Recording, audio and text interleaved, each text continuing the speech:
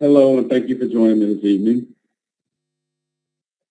I would like to welcome you, for those who are in our class, as well as our virtual listeners, who will be watching at a later date, to our second online workshop in this series entitled E-Learning and a Community of Inquiry. My name is Eugene Williams, Jr., and I am your instructor for this series. Now, before we begin, let me do a little housekeeping. I need you to find a nice, quiet, relaxing room where you can sit back with no distractions. Make sure that you put your do not disturb sign on the door so that no one bothers you for at least the next 15 minutes. Turn your cell phones off and get rid of any distractions. So have your mind focused and ready to learn. Now I have to do a couple of other things. I need you to give me a green check if you can see the red record button in the top corner.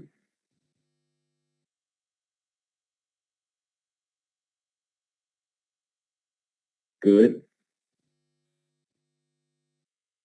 Now I need you to give me a green check if you can see the words quality check at the top of the page.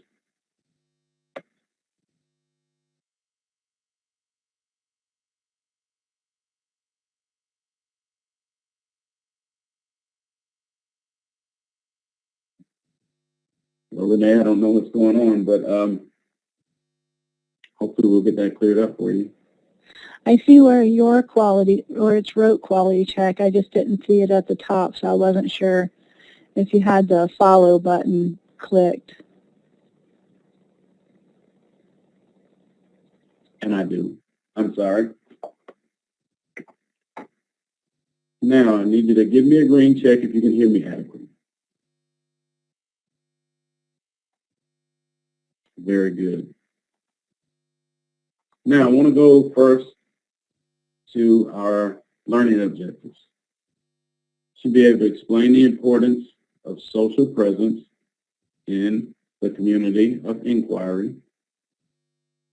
Distinguish between the four phases of the practical inquiry that describe the cognitive presence, and also describe the teaching presence that is required in the educational experience. In the community of inquiry, the framework is to manage and monitor the dynamic of thinking and learning collaboratively.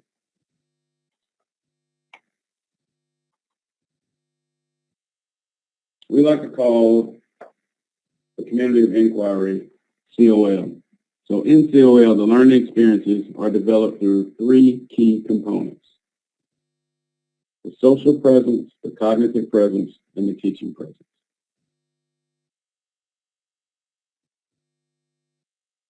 The social presence is the first one. It requires creating a purposeful learning community in a virtual, nonverbal environment.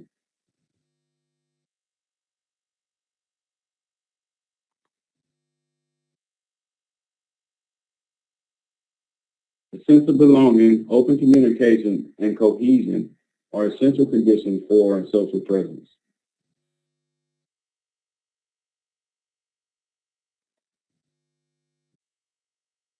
And the social presence is largely responsible for setting the academic climate, and is divided into three broad categories. These categories include effective communication, open communication, and group cohesion. All are directed to creating a climate for deep and meaningful approaches to learning. In essence, it is creating a social, emotional climate for rich, open communication, regardless of the medium of communication, that can build group cohesion in sustained collaborative inquiry.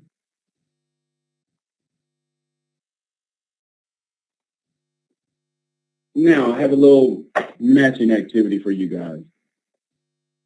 If you would, grab a hold of your pens, and I would like for you to match the picture with the group, with the category that it comes from.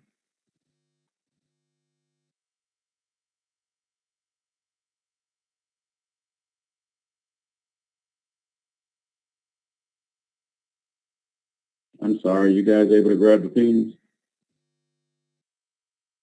There you go. Yeah, I'm just setting up the colors. Gotcha. Now, for my virtual listeners, if you would, you can just go into the group. You can actually go into our discussion page and give me a list of the 3 categories and then write a brief description of the picture that goes with it. Good. Looks like you guys have done a great job.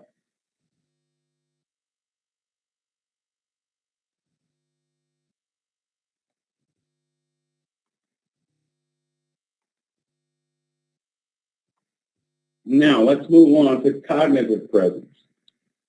Cognitive presence is closely associated with critical thinking.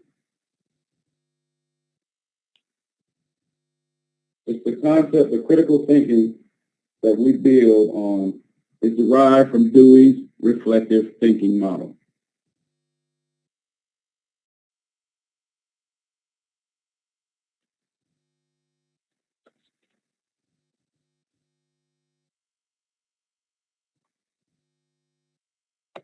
Cognitive thinking is basically made up of 4 different phases in the practical inquiry, which we call PI. The first phase is the triggering phase.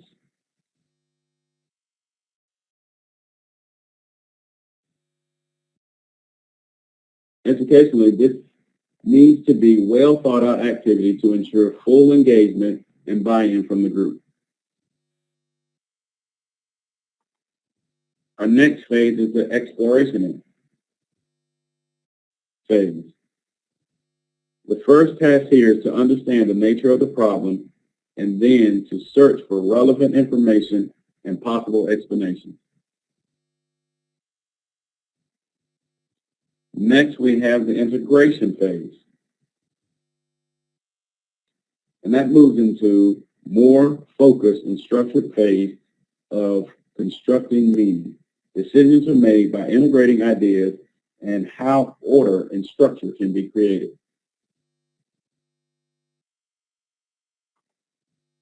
Our last and final phase is the resolution phase, and it deals with a dilemma or a problem, whether reducing complexity by constructing order or discovering a contextually specific solution to a defined problem. This confirmation or testing phase may be accomplished by direct actions.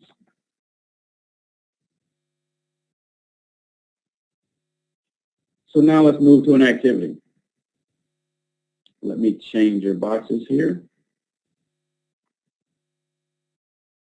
What I'm going to do is I'm going to read. I'm going to read a phase. I'm going to read one of the types, and I would just like for you to give me the letter A, B, C, or D. The first one says the confirmation or test phase. Which phase would that be? A, B, C, or D?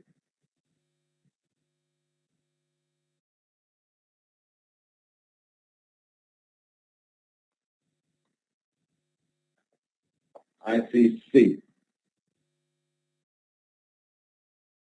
The test phase would actually, the confirmation or test phase would actually be D, the resolution phase. Integration deals with more of the focus structure phase.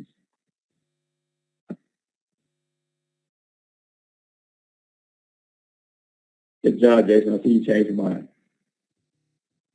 All right. 2, the hook and hold phase.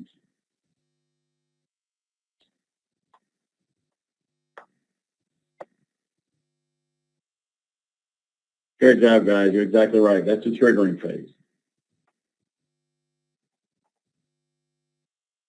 Next, we have the focus or structure phase of constructing meaning.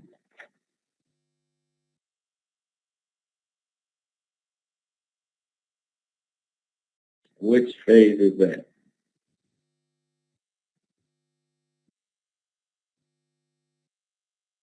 Exactly right. That's the integration phase.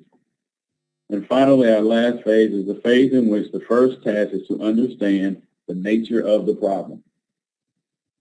Exactly right. That's the exploration phase, where we're exploring and trying to understand what the problem is.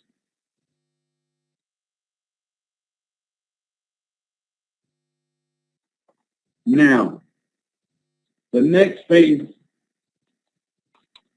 the next component in our community of inquiry is the teaching presence. The roles and responsibilities of the teaching presence is to manage and monitor the transactional balance. The core principles and responsibilities of an educational transaction are translatable on online learning environments. The responsibility of teaching in any context are complex and multifaceted. They include being the subject matter expert, the educational designer, the facilitator, and the teacher. The teaching presence is composed of three basic elements, with the first one being organization and design.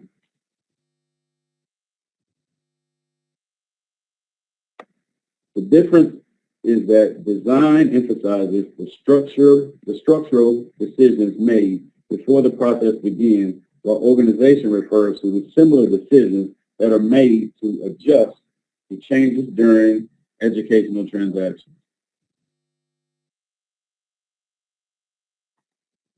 Our next basic element, teaching in the teaching present, is facilitating discourse. Teaching presence plays a major role in facilitating discourse in a learning environment. Managing and monitoring this discussion in an online environment is no less than in facilitating face-to-face discussion. To sustain this commitment and encourage quality distribution requires that the discussion be focused and constructive. And our third and final element in the teaching presence is direct instruction. Direct instruction is including efficient shaping for the learning experience that are essential parts of a sustained and worthwhile educational experience. The teaching presence is not possible without the expertise of experienced, knowledgeable teachers who can identify worthwhile content, organize learning activities, guide the discussion, offer additional sources of information, diagnose misconceptions, and provide conceptual order when required. Now, there is homework. What I would like for you to do is go into your discussion box, and I would like for you to reflect on your own classroom. Determine which of the three elements of the teaching presence you do best and which one you have a problem with. In the discussion thread on Pilot, tell me why you feel the way you do for each one. It should be at least a paragraph. For my virtual listeners, you can do this as well. Just go into the discussion box and give me a list, reflect on your classrooms, and just tell me why. Which one you do well, which one you have problems with, and tell me why.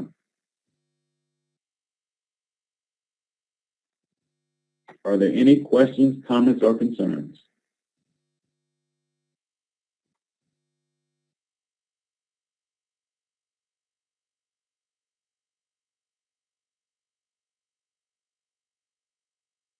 Okay, well, I would like to thank you for joining me today. And I will see you next week, same time, same place. If there's no more questions, have a great evening.